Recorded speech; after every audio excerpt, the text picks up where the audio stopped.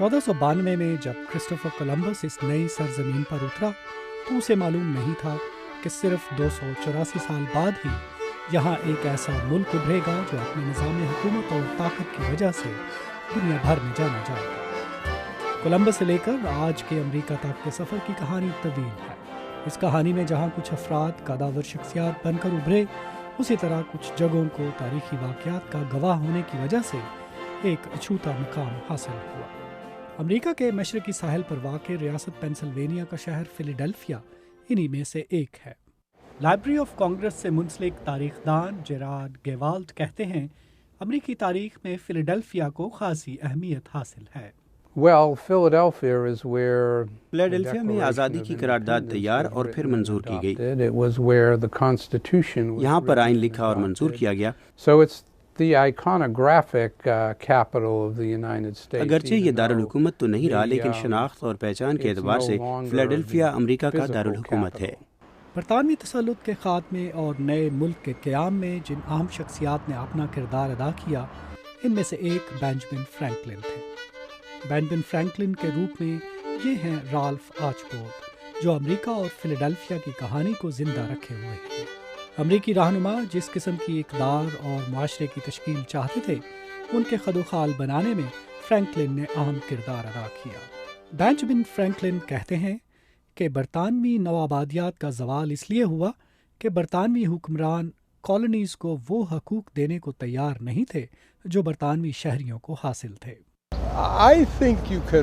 میرے خیال میں آپ یوں کہہ سکتے ہیں کہ تمام انسان بنیادی طور پر عزت و احترام چاہتے ہیں۔ ہم چاہتے ہیں کہ لوگ ہمارے عقائد، اقدار اور اس دنیا کی ترقی میں جو کردار ادا کیا ہے اس کا احترام کریں۔ ہم نے محسوس کیا کہ یہ نہیں ہو رہا تھا۔ ہم نے محسوس کیا کہ برطانوی حکمران ہمارے ساتھ بچوں جیسا برتاؤ کر رہے تھے، جیسے ہم میں کوئی مہارت اور صلاحیت موجود نہیں اور وہ ہماری کوئی بات سننے کو تیار نہیں تھے۔ لیکن عزت و احترام حاصل کرنے کی جدوجہد باقاعدہ طور پر تب شروع ہوئی جب برطانیہ کی جانب سے نوآبادیات پر ٹیکس لاگو کیے گئے اور 1765 میں قانونی دستاویزات جیسے شادی کے سرٹیفکیٹ اور اخبارات پر سٹیمپ ٹیکس لگا دیا گیا۔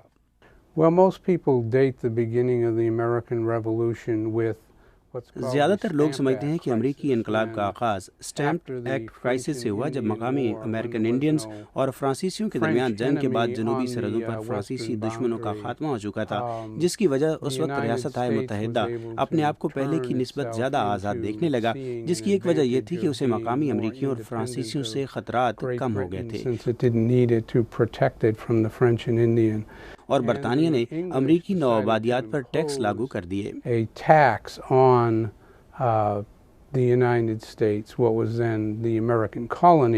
امریکی نوآبادیوں میں برطانوی ٹیکسوں کی وجہ سے عام شہریوں کے مالی بوجھ میں اضافہ ہوا، اس لیے ان کے خلاف عوام کا احتجاج ایک فطری عمل تھا۔ 1770 میں بوسٹن میں مقامی نوجوانوں کی برطانوی فوجیوں کے ساتھ ایک جھڑپ اور پھر چند ہی سال بعد چائے پر لگائے گئے ٹیکس کے خلاف احتجاج نے انقلاب کی جنگ کو جنم دیا، اور اس طرح ٹیکسوں کے خلاف شروع ہونے والی تحریک آزادی کی جنگ بن گئی۔ Bring news from the north. Blood has been shed in Massachusetts. Mr. Page, what is this news you bring us? British regulars.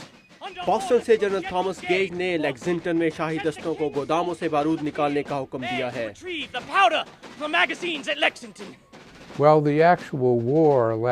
انقلاب کی اصل جنگ تو 1775 سے 1780 تک رہی۔ امریکی رہنما جان ایڈمز کا کہنا تھا کہ آزادی کا فیصلہ تو حقیقی جنگ کے شروع ہونے سے 15 سال پہلے ہو گیا تھا۔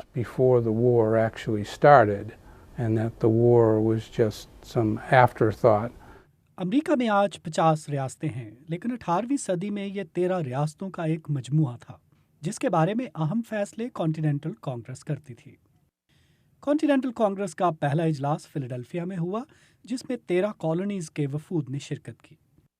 اگلے ہی سال یعنی 1775 میں انقلاب کی جنگ یا وار آف ریولوشن شروع ہو گئی۔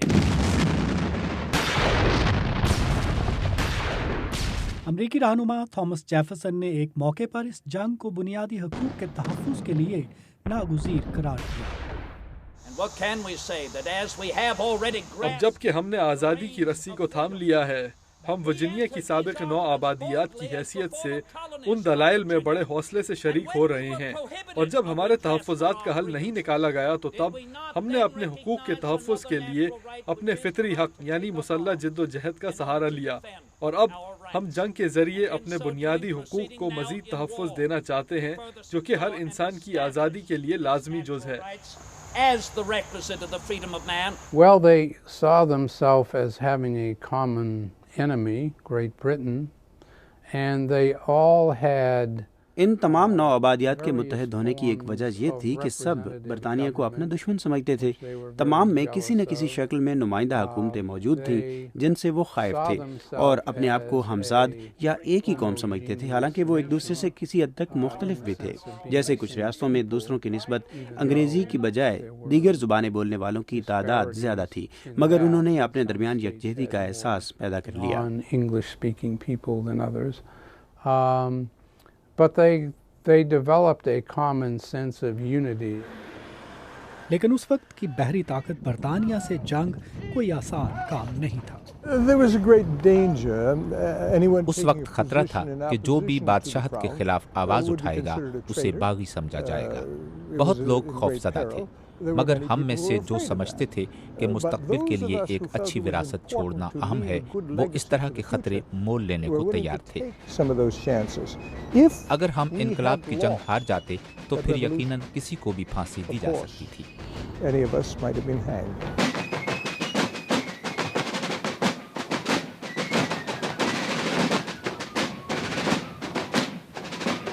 آزادی کی تحریک کے سب سے اہم رہنما جارج واشنگٹن تھے، جو برطانیہ کے ساتھ جنگ میں امریکی افواج کے سربراہ تھے، لیکن حالات کی ستم ظریفی کہ واشنگٹن سمیت آزادی کے نعرے لگانے والے زیادہ تر رہنماؤں نے غلام رکھے ہوئے تھے۔ Be free, ain't we? They know keeping slaves ain't right. انہیں معلوم ہے کہ غلام رکھنا ٹھیک نہیں، وہ جانتے ہیں کہ یہ غلط ہے۔ جارج واشنگٹن کو معلوم ہے، تھامس جیفرسن کو معلوم ہے، اور مجھے یقین ہے کہ جنوبی کیرولائنا کے مرد حضرات کو بھی معلوم ہے۔ The writers of the Constitution did provide for the ending of the آئین مرتب کرنے والے رہنماؤں نے 20 سال بعد غلام درآمد کرنے پر پابندی کی شق تو آئین میں شامل کی، اور مرکزی حکومت نے 1808 میں غلام درآمد کرنے پر پابندی بھی لگائی۔